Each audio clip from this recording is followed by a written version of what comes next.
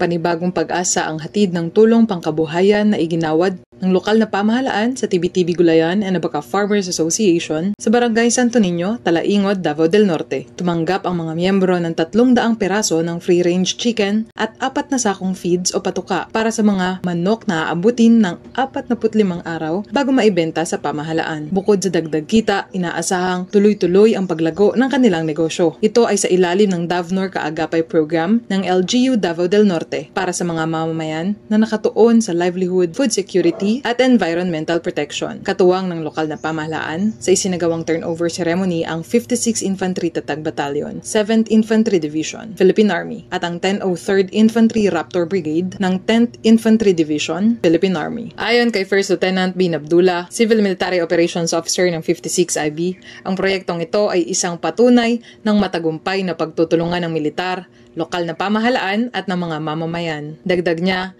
ang pagtutulungan ay susi sa pagkamit ng kapayapaan at kaunlaran sa komunidad. Mula dito sa Talaingod, Davao del Norte, ako si Princess May Coritana, ang inyong pamilyang kaugnay.